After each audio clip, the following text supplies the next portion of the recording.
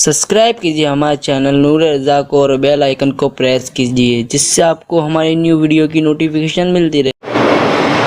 आपने महसूस किया होगा जब आदमी को बुखार आता है तो हर खाना कड़वा लगता है। अच्छा खाना भी कड़वा कड़वा लगने लगता है, हालांकि खाना तो अच्छा ही होता है। आप रोटी खाएं, चावल खाएं, सालन खाएं, लेकिन मुंह का मज़ा नहीं आता।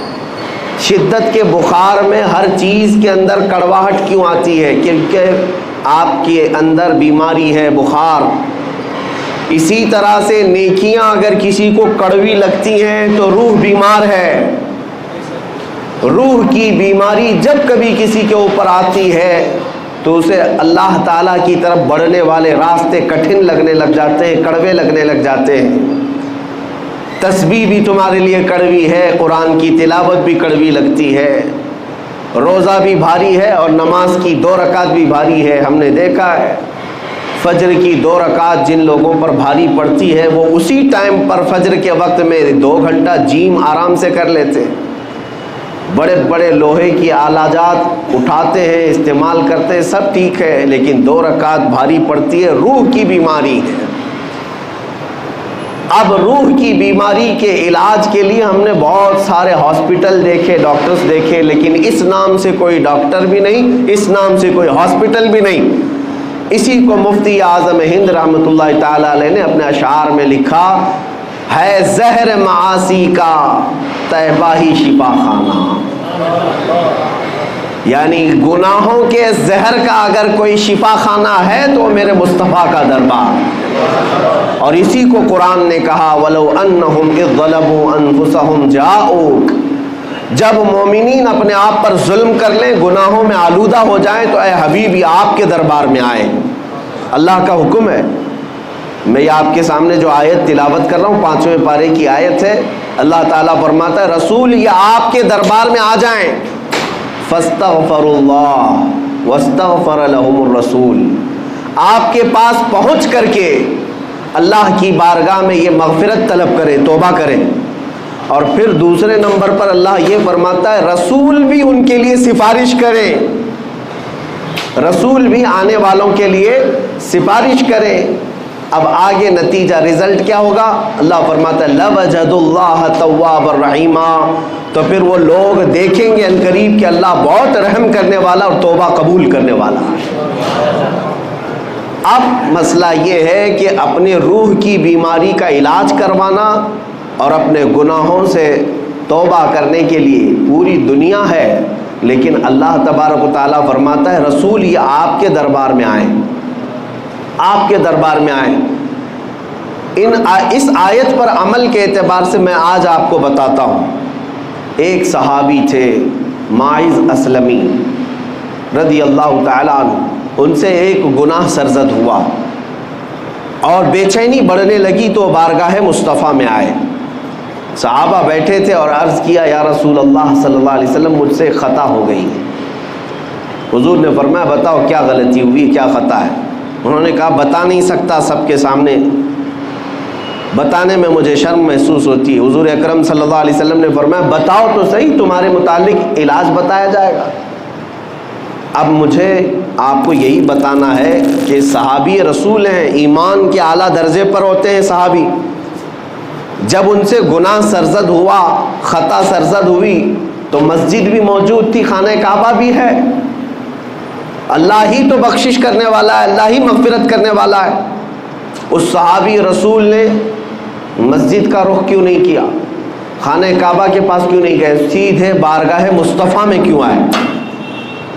सहाबी का अमल ये बताता है कि पहले रसूल की सिफारिश ज़रूरी है। रसूल करीम सल्लल्लाहु ताला अलैहि वसल्लम अगर सिफारिश फरमा दे तो अल्लाह तौबा जल्द कबूल फरमाएगा। वो आए, नबी अकरम सल्लल्लाहु ताला अलैहि वसल्लम से जब पूछा तो उन्होंने कहा, मुझसे ज़िना हो गया। हुज़ूर पाक सल्लल्लाहु अलैहि वसल्लम ने अपना चेहरे मुबारक फेर लिया, कहा कि तुम हमारे यहाँ से निकल जाओ। अब वो ज़ारो क़तार रोने लग गए, इतना रोने लग गए कि कदमों में गिर गए। कहा कि अगर आप ना पाक करें तो फिर मैं कहाँ जाऊँ। आला हज़रत ने इसी की तर्जुमानी करते हुए यूँ कहा है, تجھ سے جو منہ چھپاؤں تو کروں کس کے سامنے. یا رسول اللہ تم سے جو منہ چھپاؤں تو کروں کس کے سامنے. کیا اور کسی سے توقع نظر کی ہے؟ بد ہیں تو آپ کے، بھلے ہیں تو آپ کے، ٹکڑوں پہ یہیں کے پلے ہیں، رخ کدھر کریں. اس صحابی نے جب حضور اکرم صلی اللہ علیہ وسلم کی بارگاہ میں رو کر کے اپنا جرم کا اقرار کیا تو حضور نے پھر 3 مرتبہ پوچھا تم ہوش و حواس میں کہہ رہے ہو؟ تم ہوش و حواس میں کہہ رہے ہو؟ انہوں نے کہا ہاں بالکل ہوش و حواس میں کہہ رہا ہوں. کہا تمہیں پتہ ہے زنا کی سزا کیا ہے؟ کہا ہاں مجھے پتہ ہے. اس کے بعد رسول رحمت صلی اللہ علیہ وسلم نے صحابہ سے کہا کہ انہیں سنسار کیا جائے گا. وادی انم، آج بھی وہ وادی موجود ہے مدینے کے مضافات میں، ایک چھوٹی سی پہاڑی ہے. صحابہ لے کر کے گئے. اسلام کی ایک عظیم سزا ہے یہ، زنا پر رکھی ہوئی سزا. لوگ اس کا مذاق اگرچہ اڑاتے ہوں کہ اسلام گردن کاٹنے کی اور سنسار کرنے کی اجازت دیتا ہے، حکم دیتا ہے، تمہیں اندازہ نہیں. یہ سزائیں فطرت کے عین مطابق ہیں، اس لیے کہ کینسر کے پھوڑے کو اگر نہ کاٹو گے تو جسم میں زہر پھیل جاتا ہے. اور یہ سزائیں اسی لیے رکھی گئی ہیں کہ معاشرہ ڈس بیلنس نہ ہو. یہ سزا اس وقت تمہیں اچھی لگے گی جب کسی کی اپنی بیٹی کے ساتھ کوئی زنا کر لے. ہم نے ان لوگوں کے بارے میں بھی سنا ہے جن کا تعلق اسلام سے نہیں ہے، لیکن جب ان کے گھروں کی بچیوں کا ریپ ہوتا ہے تو وہ اعلاناً یہ کہتے ہیں کہ ہماری بچیوں کے ریپسٹ کو اسلام جو سزا دیتا ہے وہی دی جائے. وہ اس چیز کا مطالبہ آج بھی کر رہے ہیں. یہی تو بات ہے میرے عزیزو، جس طرح تمہاری بیٹی کی عصمت تمہارے لیے عزیز ہے، اسلام ہر بیٹی کی عزت کو وہی مقام دیتا ہے. ہر بیٹی کی عزت کا مقام ہے. انہیں سنسار کرنے کے لیے لے جایا گیا اور صحابہ نے انہیں سنسار کر دیا. ان کی روح پرواز کر گئی. واپس جب آئے رسول رحمت صلی اللہ تعالیٰ علیہ وسلم، یہ اللہ کے قوانین ہیں، اللہ کے حدود ہیں، اس پر عمل کرنا ضروری ہے، لیکن تقاضۂ بشریت یہ ہے کہ دل بھی تو کسی سے لگا رہتا ہے. حضور پاک صلی اللہ تعالیٰ علیہ وسلم غمگین تھے، آنکھوں سے آنسو تھے. حضور گئے نہیں تھے. صحابہ جب آئے تو حضور نے پوچھا میرے مائز کو جب مار رہے تھے تم لوگ تو وہ کیا کہہ رہے تھے؟ تو صحابہ نے کہا یا رسول اللہ، ان کو جب مارا جا رہا تھا تو وہ یہ کہہ رہے تھے ترحم لنا یا رسول اللہ، اے اللہ کے رسول مجھ پر رحم کر دیجیے. انہوں نے خود سے اقرار کر کے وہ سزا کو لیا ہے، زبردستی پکڑ کر کے ان کو سزا نہیں دی گئی. مائز اسلمی جانتے تھے کہ اگر میں دنیا کی سزا لے لوں گا تو محفوظ، اگر قیامت کی سزا کا انتظار کیا تو اس سے 99 گنا زیادہ سزا ہو سکتی ہے. وہ صحابی جانتے تھے، اسی لیے دنیاوی سزا کو انہوں نے ترجیح دی. خود سے قبول کیا کہ مجھے یہی سزا دو، آخرت کی سزا کا میں انتظار نہیں کرنا چاہتا. بہرحال بات یہ ہے کہ وہ بارگاہ مصطفیٰ میں گئے، سزا تو ہوئی، لیکن جیسے ہی ایک صحابی نے بڑھ کر کے کہا آقا میرے ہاتھ میں اونٹ کی ایک ہڈی تھی، میں نے وہ لے کر کے مائز کی کھوپڑی پر مارا تو ان کی کھوپڑی پھٹ گئی اور خون میرے جسم پر آ کر گرا، تو میں یہ سوچ کر کے ہٹ گیا کہ گنہگار کا خون ہے. میرے آقا کو جلال آ گیا، کھڑے ہو گئے، کہا اپنے جملوں کو واپس لو. وہ میرے دربار میں آ کر توبہ کر کے گیا ہے. یہ سزا جو دی جا رہی تھی وہ حدود قائم رکھنے کی سزا ہے، نظام عدل ہے، یہ قانون ہے، لیکن تم نے کیسے کہا کہ وہ گنہگار کا خون تھا، پاپی کا، خطاکار کا خون تھا. تم اپنا جملہ واپس لو. اس لیے کہ ابھی جبرائیل امین میرے پاس آئے تھے اور یہ بشارت دے کر کے گئے یا رسول اللہ آپ کے ماعز نے ایسی توبہ کی ہے کہ اس کے عوض اللہ نے پورے مدینے والوں کے گناہ معاف کیے.